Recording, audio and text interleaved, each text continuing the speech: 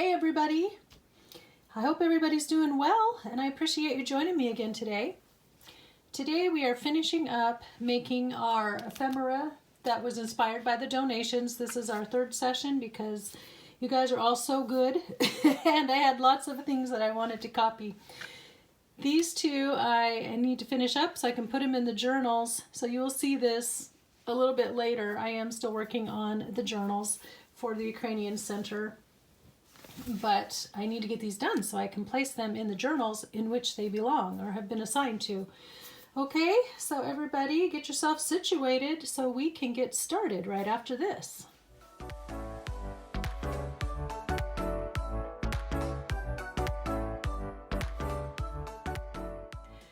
Now both of these items were sent by Sandy Bond, and so we're just going to take a look at how she did these today. I believe when I was showing this one off in the video where I was sharing what people had sent in, I wasn't sure if you were supposed to open this or not, but when I started looking at how it was made, definitely you want to untie here. All right, let's get started. So the first thing we want to figure out is how big is the piece that she started with. This one, I think, is a 6x6 square, and I arrived at that conclusion by figuring up how wide this was and then how much was folded over from each side. So that looks like 3.5, another 1.5 inches, so that would be 5 inches and about another inch there, so 6. And then the height, 1, 2, 3, 4.5.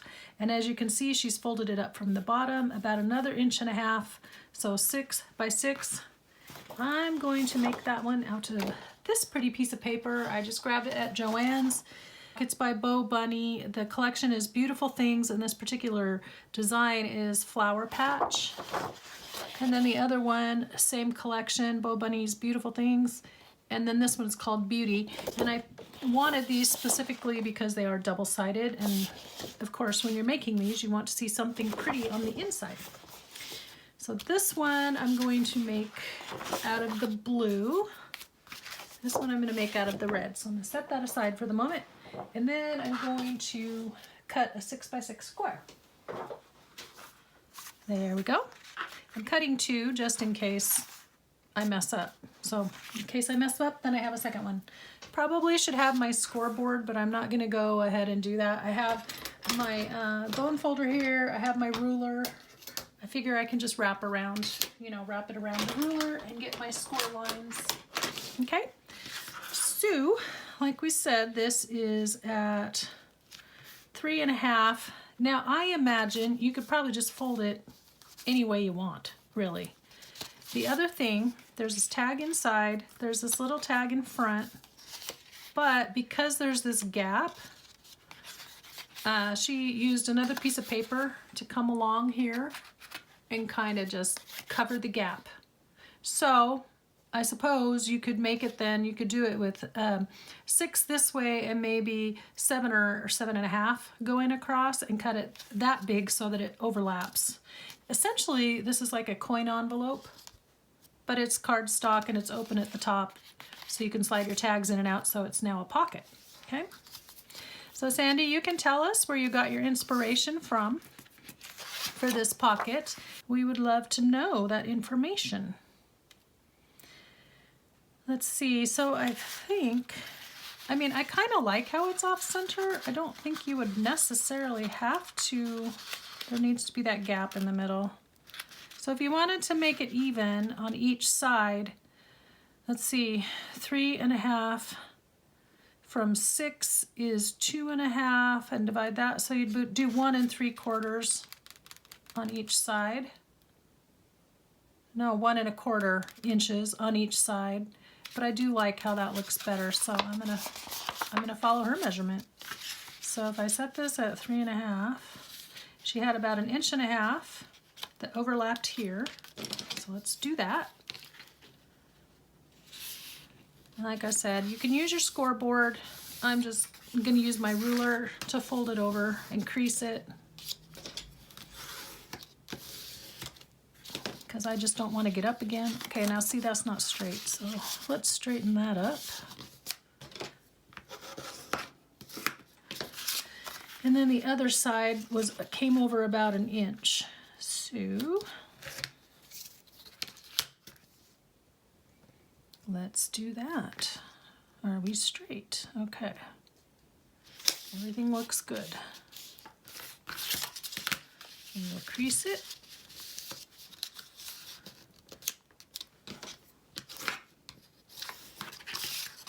Make sure that's even. Very handy because you have the graph lines on here on the inside of the paper so you can tell if you're lined up or not.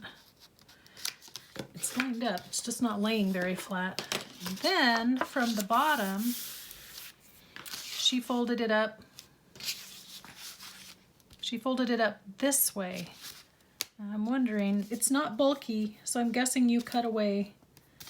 I'm thinking that you cut here. I'll show you. And then just fold it up a single layer here. Okay.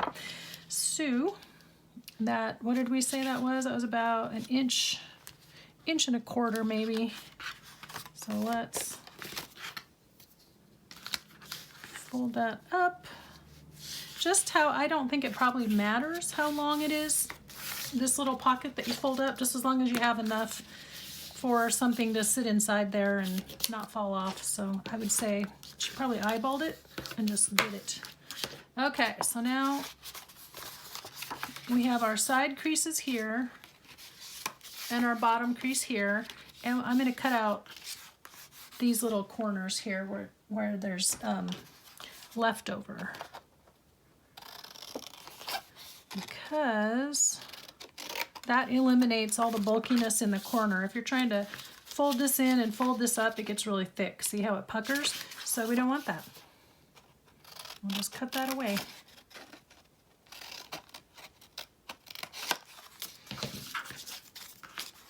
Okay, and then she rounded her corners, so we're going to do that.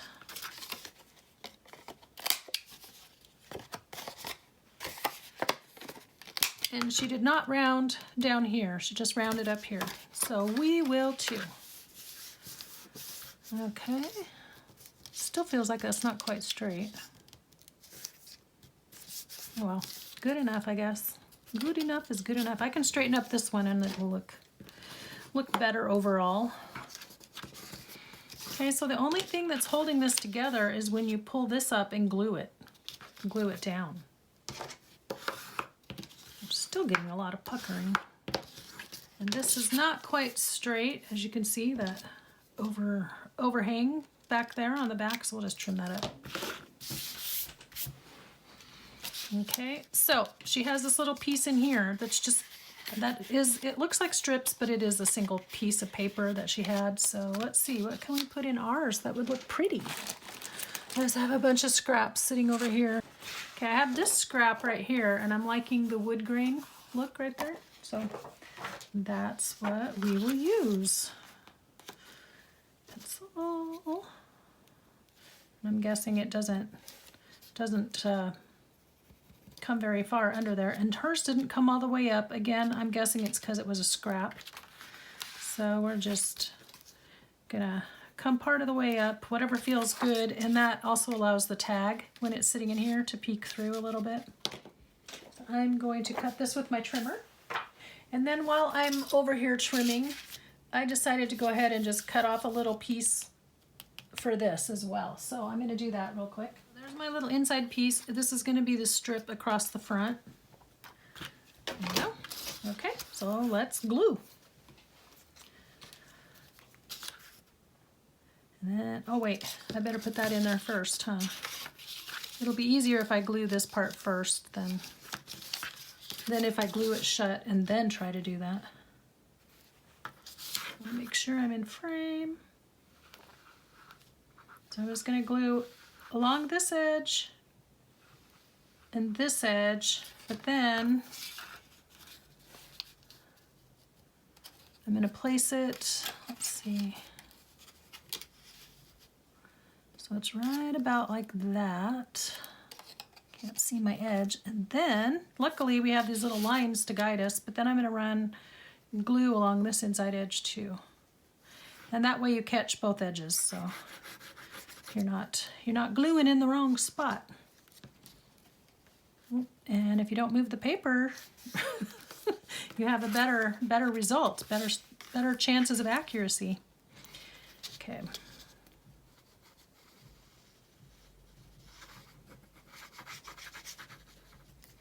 There we go. Look at that. It's that easy. Gotta make a few more of these. So my very first video, I made 2 of each thing that was being made, but in this video and the last one, I only made 1 in the interest of time. Okay, so before I glue this down, I wanted to show you, if I can, let's put this in there. This little strip is what forms the pocket on the front. This is glued down all the way across. So that's what we want to do. And then that gives you your structure for your pocket that holds everything together and keeps it all from, you know, being too, so it doesn't shift around or move around too much. Okay, there's that. And then where'd my little strip go? Here it is. So my strip is a little bit tall. I want a little less off of there. I mean, I want some off of there. There. I wanted a little bit more off of there. Okay, yeah. And hers comes even to this edge. I like this butterfly. I think that nice little decoration there without even having to work at it. Okay, so there's that. I mean, I could, I think I want to, she didn't, but I think I do want to put a teensy little thumb notch in there just so I can get my fingers around it when I'm pulling things in and out.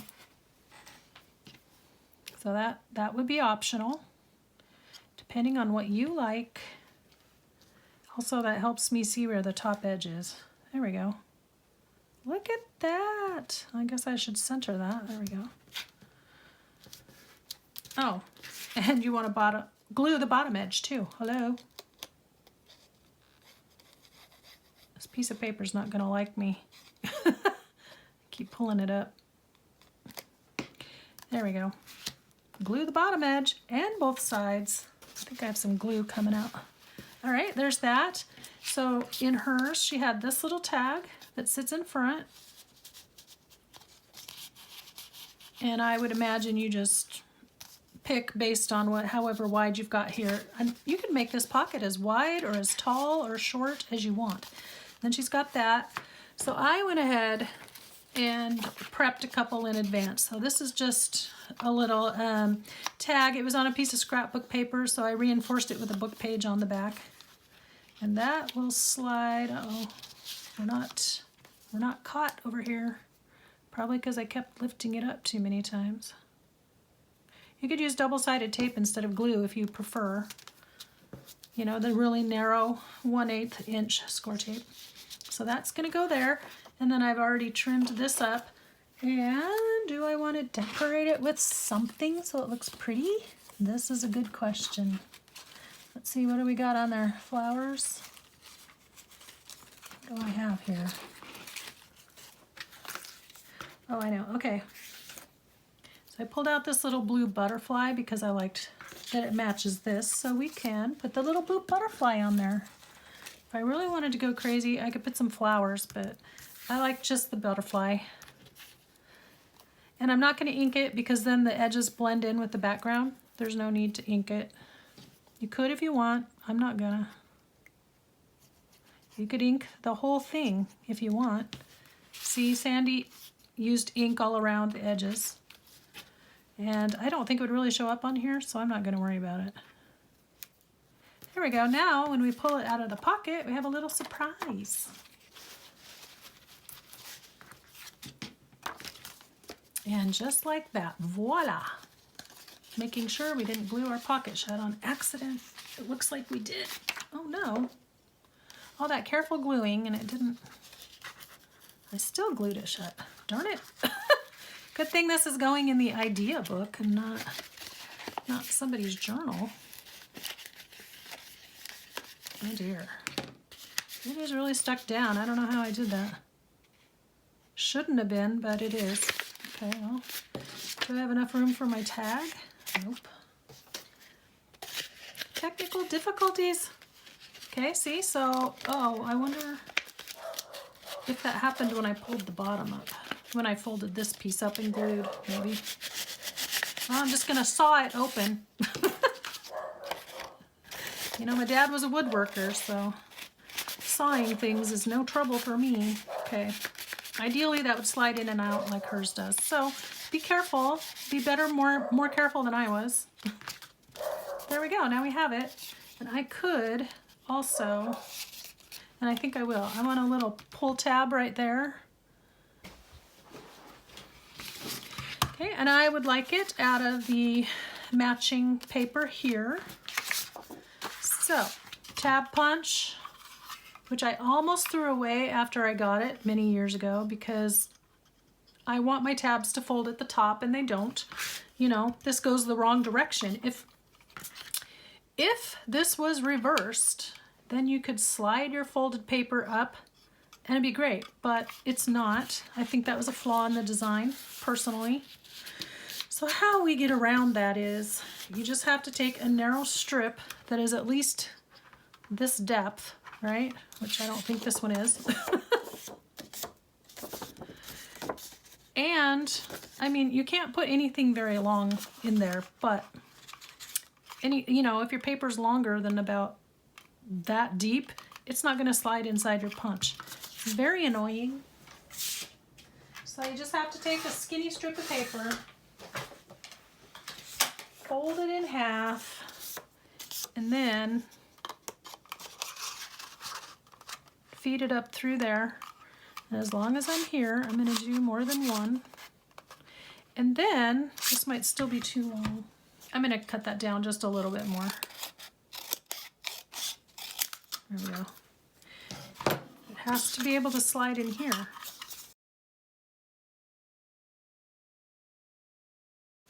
Okay, so you want to leave a little gap between your crease right here and the top of this punched shape. So leave a little gap so that you still have your fold, and then making sure that you've got this whole area covered with your pattern that you want, and then punch. And then go find it because it flies. And then you have a foldy tab. Now, most of us want our tabs to fold over, but it is nice to just use a single thickness sometimes. Like if you're just laying it down on a page, then you don't need a folding one, but I would say most of the time we want our tabs to fold. Oops, it's going everywhere. I'm going to end up covering my butterfly. That's not okay. I think I want to place it on the front. I'll place it on this side first. I wish I'd thought of that before I put the butterfly down, but oh well. Okay. It barely catches the butterfly, so we're good. We can still see him. Get a little glue, fold it over. Sharpen the crease. Every time I do this, I think of the old-fashioned like men's pants when they would iron a sharp crease in their pants. And I am slightly off. Good thing it's going in the idea book. I can make improvements later. There we go. And that's it. There's Sandy's and there's mine. Okay, moving on to the next one. It may take me a little bit more figuring out. So what this is, I'm going to open the booklet. I called it a booklet. It's really a tag. It's a folding tag is what it is. Okay, and it just ties shut. So, hey, I used to have this paper. This is just one piece of paper. And let's do our measurements. This is 1, 2, 3, 4, 5. Don't think you folded that down. Nope, you didn't. So it's about 5 high, and then as far as width, it's the double width of the tag. So 1, 2, 3, 4, 5, 6. So 6 by 5. I'm making it out of the red, so I'm going to trim really fast. I can actually do 2 because the width is 6 inches, so That means I got 2 out of my 5-inch high piece. So I may do another one here in a minute. Okay, so from here, she folded it in half. So far, so good.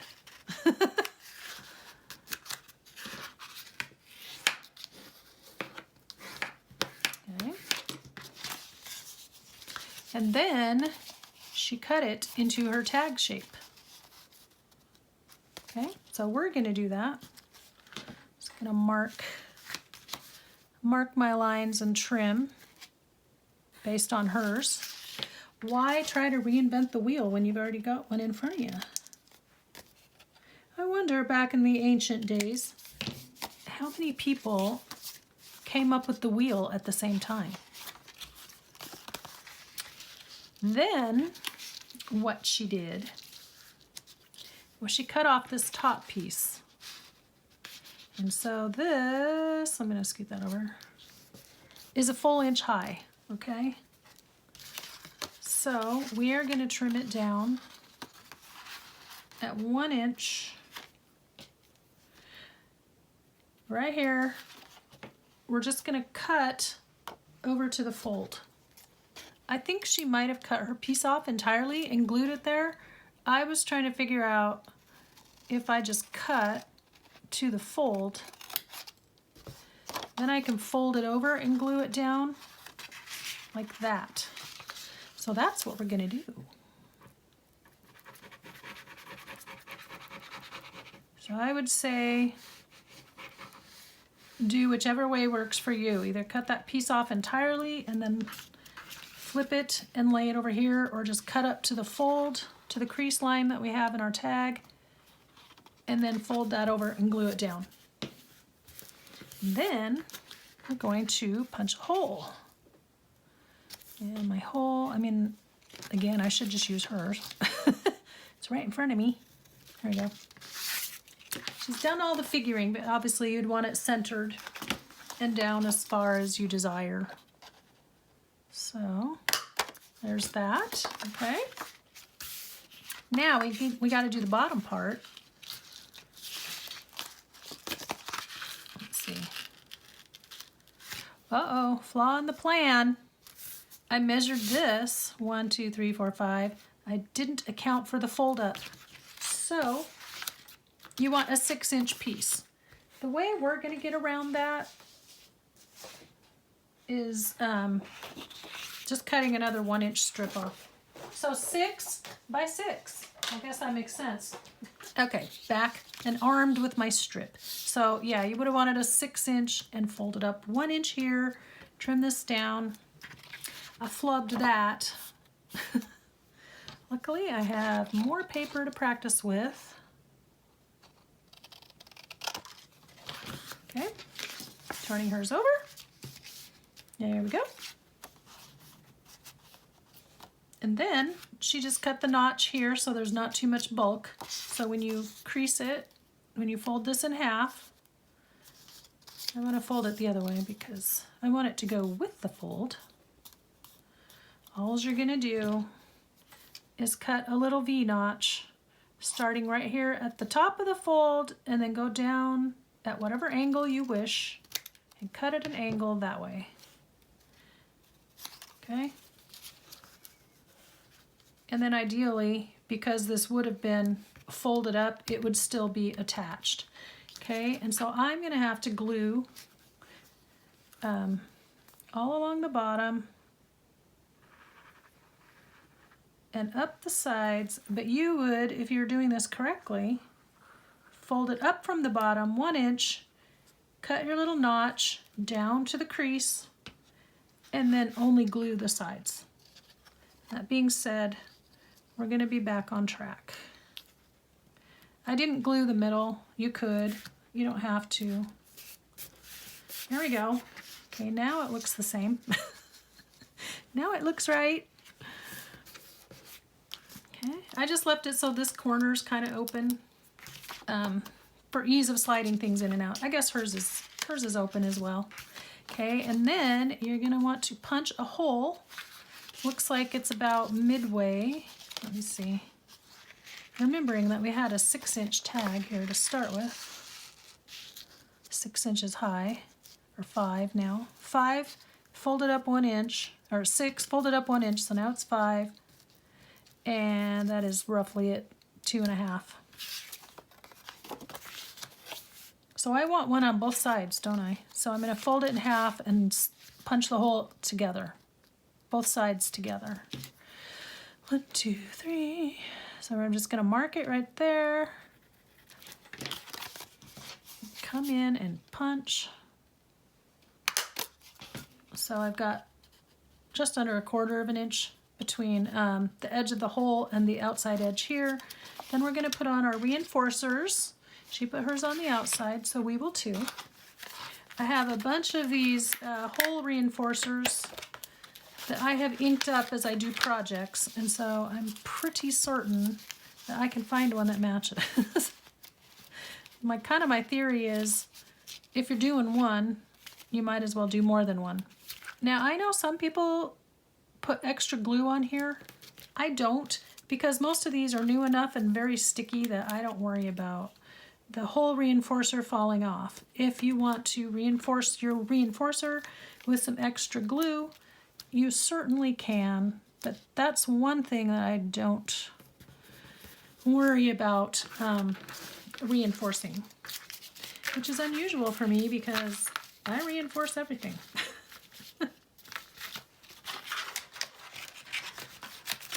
Okay, let's put those away. Okay, and then I brought over some organza ribbon, but first let's decorate the front and make our little tags. So I found this, but I think that's too pink. I thought this might make a cute little tag on the inside. This is the wrong shade. I found this, and it's too wide. I don't have any paper, images, digitals, that kind of thing that looks like that. And I think this is too wide. But I am inclined to go with it because I feel like I could just trim it down. And I do like how it dims down the red on the front. And you can still see the pattern through there. But this just kind of tones down the vibrancy of that whole thing. That's my first choice. And then, what else? Did I have anything else really? Not really. I had this little thing. It's like a botanical book page, you know, that's been reduced down. But then I'd have to put something over here, and I just don't want to. I don't want to. I got this out. I thought that might be nice to put on a tag. We'll see. And then I have some blank tags here that I punched out. So we'll decorate up one of those. Sandy's tags look to be 1, 2, 3, 3.5, 3 3/4 by about 2 inches. Okay, so you just want it wide enough to fit into this pocket, but not too wide. And then tall enough, she brought it up to this edge right here. Mine are not gonna come up quite that high. And so, my ribbon won't stick out the top quite as far as hers does, but that's really nice because it tells you to pull right there, you know. But this little doohickey, little design, I didn't know if I would ever use it, but it looks nice with the red, so I'm going to do that. Okay, so I will ink this, and I'm just going to use the this one, walnut stain, because that's what I have handy on the desk. You can, I mean, I would probably, if I had red out, I would probably ink it in red, truthfully. Uh-oh, got ink all over. Guess I got my fingers on it, or in it. Again, very glad this is the practice. What I will do, now that I put these away, I'm going to put a matching hole reinforcer there, and that'll tie in the red. bring a little color onto my tag.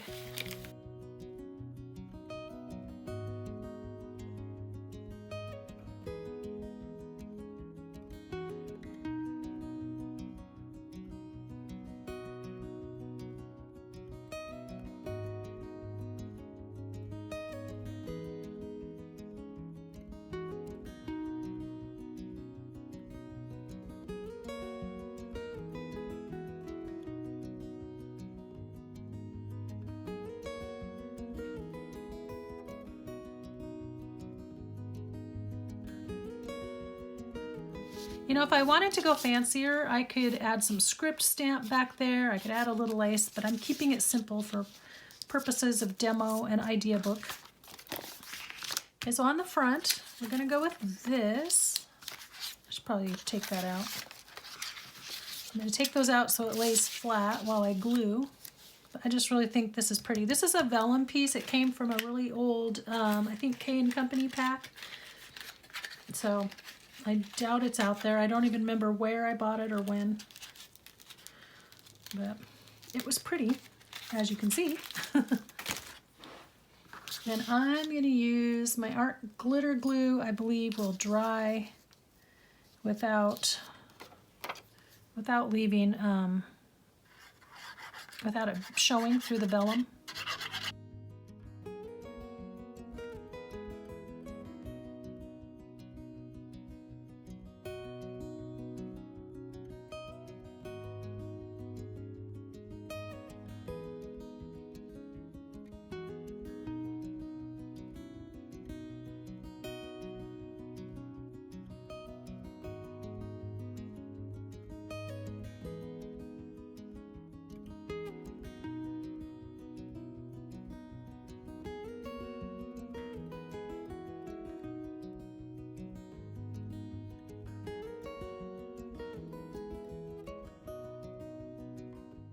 Okay, so what I have in the back of my mind here is I'm going to wrap this around because I like to wrap things around. If it was for a journal that I was selling or whatever, I might not do that. But for me, I like that look, so I'm going to do that. Also, I think it'll just help the vellum to be more secure.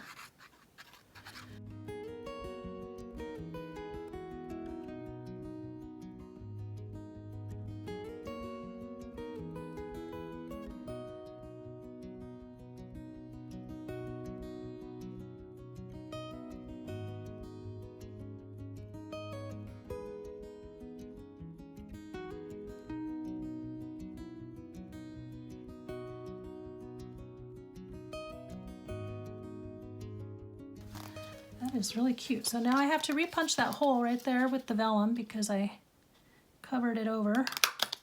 So there we go, punching through the vellum. And then we will cut another piece really fast. Should have done that when I cut the other two. I'm guessing it's about 12 inches or so. Let's go 14 just to make sure. Just to make sure we have enough. And we will make the tie. Put my reinforcers on the inside, but they should be on the outside because it looks prettier. And like I said, I won't glue it, but I will, to cover this vellum, I will add glue there just to make sure it does stick to the vellum.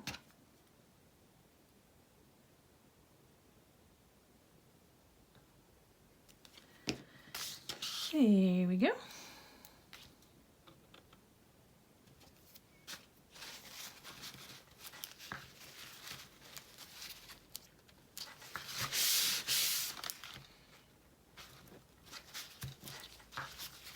Ah, yeah, that just adds a little distinction right there. Okay, one more time.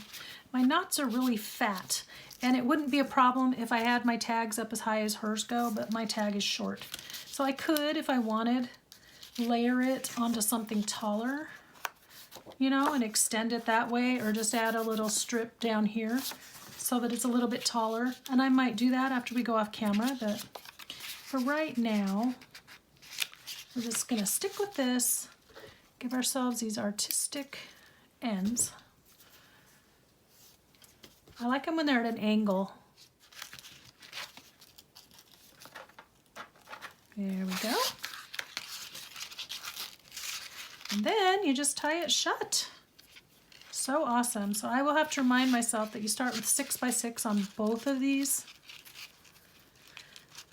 and go from there. And I may practice making another one and doing it correctly.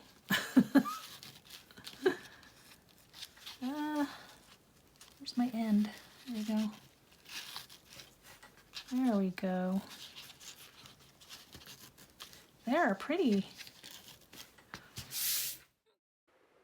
There you go. Everything's all done.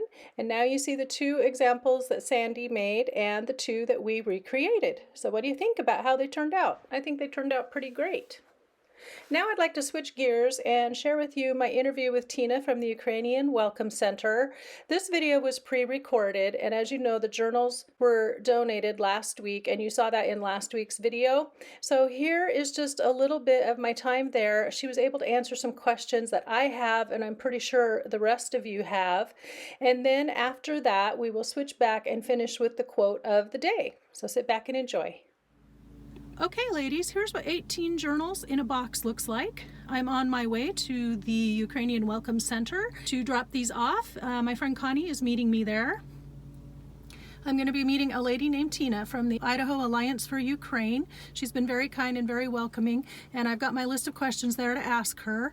So we will see what happens. Okay, so here they all are on the table.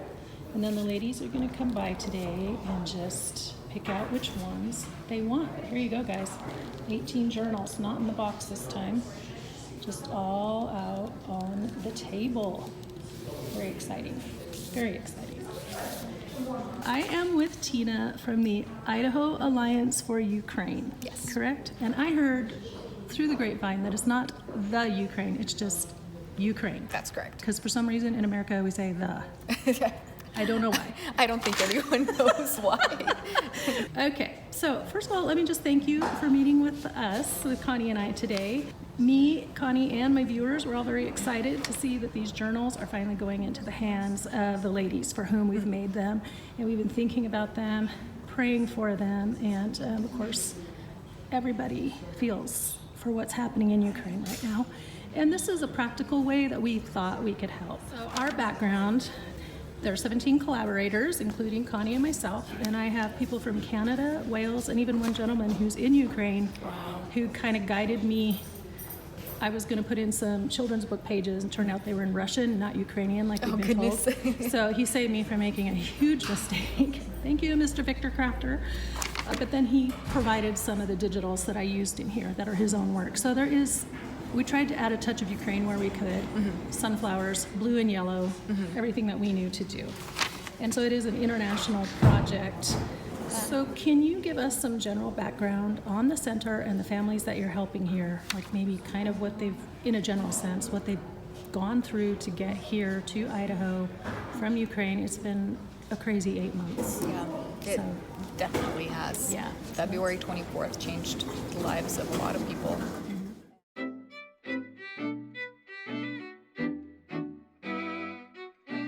So February 24th started everything. Yep, it changed the lives of a lot of people. Our center here has served over 300 Ukrainians that have fled war.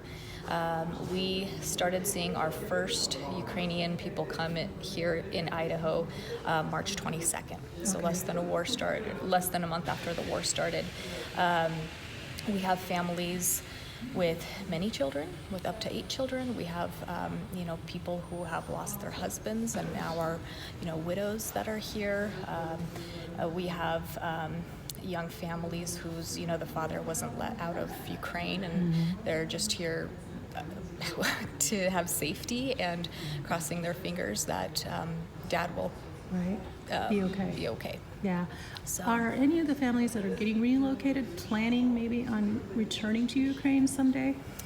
Yes, there are definitely, I'd say it's broken down in thirds. So a third of them want to stay, a third of them want to go back, and then a third of them are undecided. Okay. And what kind of services do you offer to the families that are coming? There's English, I think there's assimilation.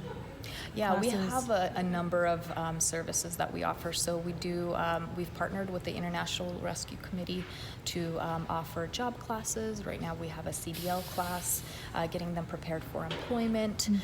We also have connected the Idaho Office for Refugees to start giving refugee cash assistance.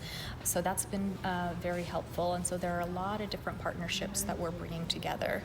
The Boise Rescue Mission has given us this location to run our services. And so, initially, when everything started, this place was a food distribution center. Right. And it was just every single week we had sometimes up to 50 grocery boxes that we would send out. And so we had a number of families that we fed for 2 months until food stamps kicked in, until some of those other government services. And so now that piece has been squared away, now they're looking for housing. Some of them are starting to get work authorization, and so they want to get up on their feet as quickly as possible. Yeah. So anyway, our center is a place where organizations, whether it be businesses, nonprofits, or volunteer groups, can come together, and we can make sure that the resources that the talents, the time, the treasure that people want to put in gets directly to the Ukrainian people coming here. Now, so where are the families living? Are they being rehoused in apartments, or do they have host families that are kind of helping, or a little mix of both? Yes. Because at first I thought maybe families were here. I know there's a couple apartments on site, but I wasn't sure. Yeah, we used to have temporary housing at the location, but since that, what happened is we had a huge influx of people in April, and the program United for Ukraine was not in place at the time, and so it was just a bunch of people that didn't necessarily have housing, or they didn't know where they were going. When the sponsorship structure started, now we're doing sponsor education. So if a family is interested in sponsoring a relative, a loved one, a friend, then we can work with them to get prepared. So, okay, you're welcoming a family of 6. How do you plan for that? What are going to be their needs? What are places where you should spend your money? Where should you not spend your money? Based on, what their long-term needs are going to be. Exactly. So our services are evolving based on how the situation is evolving. Okay. Are there any men at the center, or is it only women and children who come? Yeah, we have men that come from Ukraine. Generally, it's those individuals who either have larger families, so men with 3 or more children were allowed to leave the country. I don't know if that's changed since. So there's that situation, and then there are also circumstances where there might be a disability in the family, and so for that reason they may have let them out of the country. So, All right. Well, our hope as the viewers, myself and my channel, our hope is that the journals will give the new owners a place to record their experiences, their emotions, and that maybe these can be used to kind of help them heal emotionally, mentally, and just offer a sense of welcome and a sense of peace and safety. When I asked for people to help me with this project, I asked that they send me not things with English words, because I knew English was the barrier, but to send images that conveyed welcome, security, warmth, peace. But also, we want these to be a way for them to process grief and loss and anger, because they've just given up so much. But hopefully these can be put in the hands of the ladies and just be a real encouragement and place to process everything they've been through. Do you have any thoughts? I'm putting you on the spot here. Do you have any thoughts as to how these journals might have a positive effect on the minds and hearts of the ladies that receive them? yeah, the journals are absolutely beautiful, and I want to say thank you to every single person who took the time and made the effort to make these, and they will certainly be a part of that healing process. I'm sure that they will all be gone by the end of the day. Please pray for these families. Please pray for each one of these individuals. We need a lot of prayers. And sometimes when people go through grief or they go through trauma, you kind of get to a point where sometimes you're numb before you can start processing it. Right. And so sometimes it takes months to peel back those layers, is what we're seeing with some individuals. But please continue to keep them in their thoughts, in your thoughts and prayers. And God is good. We have witnessed so many miracles since we started this journey and just after the war started. And this gift is a testament to just another miracle, and it'll definitely be part of the healing process for the 18 women that received them. Wonderful. Now, I have a few people that have been watching, and I've had several folks from my channel, viewers, say that they want to find a way to help in their area. So what are practical ways, whether people are coming from Ukraine or, war and tragedy happen all around the globe, and people do get relocated. So what are practical ways that they could maybe reach out or assist or think of to assist refugees coming to their own area? Well, I would really recommend for people to get involved. Local areas, even here in the Treasure Valley, we have multiple resettlement agencies. 34 years ago, my parents were refugees in this country, and when we came here in 92, Boise welcomed us. Yes. The Treasure Valley welcomed us, and so that's been a part of our history for a very long time. And sometimes people don't always pay attention or don't really think about it. So we have a long history, and Canada is accepting a lot of Ukrainians too. My sister lives up there right now, and they have a lot of people coming their way as well. There are lots of ways to help organizations, or a church can adopt a family. We've got that model, like if they don't want to sponsor, but they want to take a family under their wing and help them furnish their house, for example. Coming in to volunteer is an option. We always have spaces that need to be organized and constantly have donations coming in. Donating household items is very helpful because they're not allowed to work immediately. Usually that process takes about 6 months, and so they're living off of a very small cash assistance stipend and food stamps. So if you think about everything you use every single day that you can't buy with food stamps, that could be a toaster, a coffee maker, a tea kettle, pots, pans, dishes, a broom and a dustpan. Underwear. Foundational garment. Yep. Like face moisturizer. Like you don't think about that, they're but not you food-related use it every items, day. but exactly. Deodorant, toothpaste. I saw on your sign out front that hygiene items are definitely at a low point right now, so that would be a good thing to consider donating. And then to someone in winter's your coming area. up, so coats, boots, warm clothing, so all of that. All of that. Yeah. Excellent. Well, thank you so much for taking your time, for answering my email, and just taking the time to sit and chat with us and letting us bring these. I know it's just meant a lot to everyone that's helped me put these together and who's been part of this journey, because I mentioned this at the end of August, and then I've just been slowly working on things on camera for the last month. So it's really nice to have it come to fruition, to see that they're finally going to go to their new owners, their forever home, and to do the good that we intend them to do. Yeah. Connie, did you have any questions that you want on camera? The one thing that I thought about was because so many of us don't speak Ukraine,